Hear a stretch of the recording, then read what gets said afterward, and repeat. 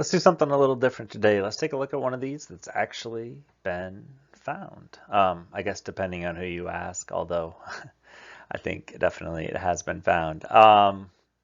It's kind of in a weird area, right? In a middle ground. It's been found, but we don't know exactly where. And every time a little hint comes out, at least as far as I paid attention, which hasn't been super close for a while, it hasn't ruled out where I thought it was. And kind of part of me wants it just to take this off the table so that I don't kick myself for the rest of my life for not getting out there sooner. My buddy and I were planning on going out there this past summer, but then obviously COVID hit and we kind of shelved some of those plans. And then word came out that it was found. Not saying we would have found it, but I guess you never know. So there's the poem. If you're watching this, I'm assuming you're familiar with it. It's kind of the one that got me into all of this, although I've been solving puzzles and stuff since I was just a tiny little kid with my dad and my brothers. But this is the one that really drew me into, spending all night on Google Maps and reading about the history of some little town in a state far away that you might never go to. Those first couple lines, I know that some people have a lot of significance on them. Sometimes I do too, or I have tried. Ultimately, for this one, not so much, but I do think that hint of riches new and old. So you've got a treasure chest, but you've also, where I'm going to take you is Dubois, Wisconsin, and you've got the logging industry, which is riches. They made a lot of money there for a long time. So what we're really looking at is the legacy of the tie hacks, the people that chopped down logs, took them on a wagon to somewhere, put them in a river, and floated them downstream to get turned into railroad ties. And so that history is something that I've actually read a lot about now because of this. Still really interesting to me. It's a fascinating time in history. Right here at this logging camp, they actually used prisoners of war from Germany. And originally they had to guard them a lot, but then the prisoners of war started to actually kind of enjoy it. It was work, and they were treated pretty well, at least as far as prisoners of war goes. So there's some interesting stuff with that. It's a really interesting part of history. A lot of people came from Scandinavia and did it, which is where members of my family originally, probably quite a ways back now, came from. So some really cool history. And I guess let's get into it. If we begin at where warm waters halt, this is a cable dam. Um, right there southwest of Dubois, Wisconsin. I'm probably saying some of these things wrong. Again, I've only really studied them from this chair right here. Um, and then Dunois is an old town just north of that, where they would chop down trees, take them to here, and then they'd stretch a cable across the Warm Spring Creek, right? So that's your warm waters. And once they did that, the logs would stack up. And then at night they'd close them up, so they'd float them all down there, and then in the morning they'd open them up and just pull a cable across, and the ties would go downstream. Now this is a pretty unique place. There's a map, and so Warm Spring Mountain is right there, and you have Warm Spring Creek. So absolutely, I think it fits for where warm waters halt, because they were literally bringing at least the logs on the water to a halt there. You've also got the halt uranium occurrence right there. Maybe just a coincidence, but I've noticed that when I find coincidences, I like to look into them. It's a mine, or at least kind of a part of uranium, and what would you call that? I don't even know. A lode, maybe? But it was right there. So again, maybe just a coincidence. I like it though. So they stop warm water, Warm Spring Creek right there. And they literally take it in the canyon down. So this picture is from the Wyoming history site that has a really great kind of article on this. But there's a tie flume there, and they built that thing. They were told it was impossible, but it goes for a couple miles through this canyon, and it saved them a bunch of time. They didn't have to float them down the river there. And it's a really cool feat of engineering. It makes you wonder how they pulled it off back in, I think, the 20s when they built it originally. The kind of thing that I want to go see, even if it, even if the treasure wasn't there. It goes over a natural bridge, it goes under another one, through a cave, it goes up on top, like up kind of on the side of this canyon. It's very cool. All right, and it is not far, but too far to walk. So this was a dangerous canyon. It was they had a reason why they wanted to build this, and that's that they did not want to walk through it. One thing I ran into when I was researching it is people would actually some of the daredevils, I guess, of the group, when they wanted to go back to Dubois, to the main city or town rather, they would ride the logs, which sometimes would go up to apparently 70 miles per hour.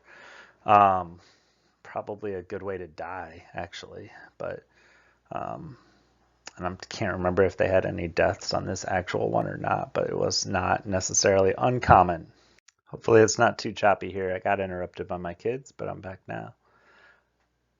Put in below the home of Brown. So that has confounded people for probably as long as this puzzle's been out there. I saw something where Fenn said before he passed away that only one person, the person who found it, had ever told him the correct home of Brown. So if I would have ever found a great match for this, I probably would have been out there the very next day, as at least as fast as I could have been. I never did. Those mountains right there north of that are Brown Cliffs or Brown Cliffs North. Um, so, you know, within 20 miles, you've got a home of Brown. But I don't think it's as obviously it's not definitive. However, if only one person or a handful of people ever really found this, there could be something out there that really kind of tips you off. Maybe you just have to read the right thing or see the right thing on a map somewhere. I don't know. I don't think that part was easy, and I think that was one of the major hangups on trying to crack this one wide open. So even after I think the finder, Jack, I think is his name, even after he had figured it out, he thought it took him a lot of days of searching, so to actually find the treasure. So maybe that one is going to just be a mystery for a while. I do think everything eventually will come out, but I think it might be some years of waiting. From there, it's no place for the meek. Yeah, so these flumes were incredibly dangerous, right? They called them river rats. They crawled around in there in ice cold water on slick rocks with hooks and things, grabbing logs, pushing them where they needed to go. It was incredibly dangerous. No place for somebody who was afraid. And the end is ever drawing nigh. Once you got it in there, this is a different flume, but they moved really fast, upwards of potentially 70 miles per hour at times, which is that's truly an incredible speed for a piece of wood to be flying down, basically a slide or a water slide. So the end would ever be drawing nigh once you got in there. There'll be no paddle up this creek. It would be a creek, but good luck paddling up it. If you've got water moving it up to 70 miles per hour, you're definitely not paddling up that. Just heavy loads, a bunch of logs, and water high. Well, the water was literally suspended up in the air at different parts of this, sometimes upwards of 50 feet up in the air. So that to me is one of the strongest parts of this solve, or anything that involves a tie flume. Um, Heavy loads and water high fits perfectly for this. There are other flumes throughout there, none of them that really fit with some of the other clues that I found, but I'd be intrigued to hear anything more about that for sure. If you've been wise and found the blaze, now I know this was supposed to be a physical thing, something you could actually see, and I think there were some issues with it just from what I've read from the finder. Maybe it got damaged or obscured or something. It's interesting to note that there's a fire lookout right there at that Warm Spring Mountain. So if you've been wise and found the blaze, people sat up there in that glass little box on the top of that and looked for fires. Look quickly down, your quest to cease. So if you were up there and you saw a fire, you'd have to look down and you would stop looking out. I think that's what's left of it. It looks like maybe it was removed, and I saw something else about that on another site that tracks some of these historic fire lookouts. So if it was, that could be part of the reason that the blaze was so hard to find. Now, I'm not saying it was the blaze. but it could have been a hint towards it, right? It fits pretty well.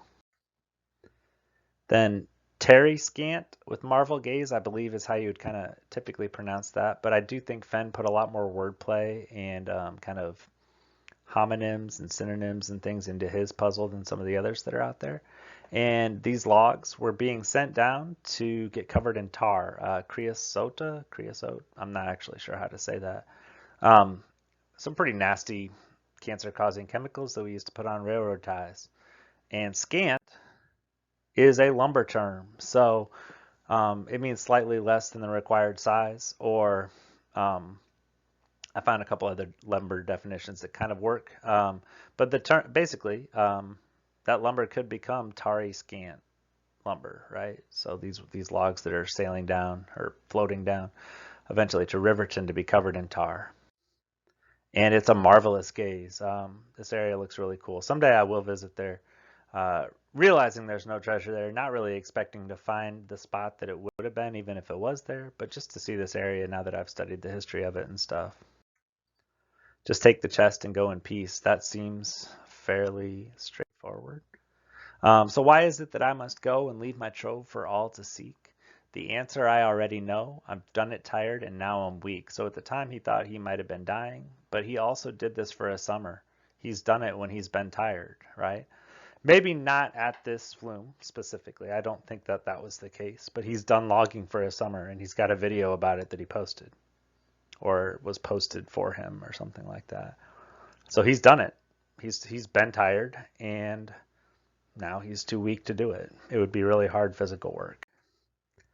So hear me all and listen good. Your effort will be worth the cold. This was incredibly cold, right? Because they did this in the spring. They blocked it up when the rivers were high or the streams or whatever were high.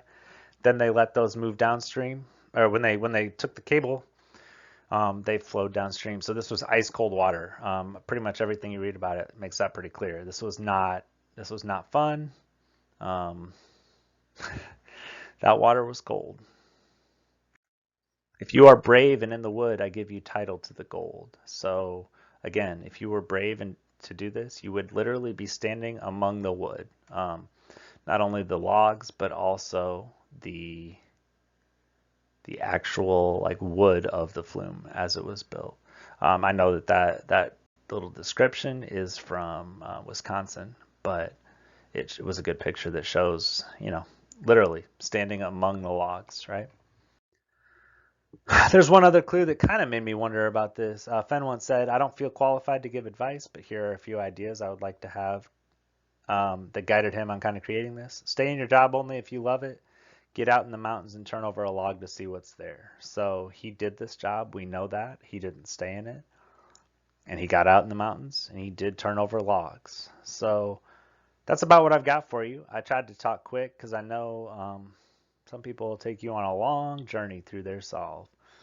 I think it's a really cool area. It's somewhere I would like to go see before too much longer. Hopefully travel and everything becomes more possible coming soon.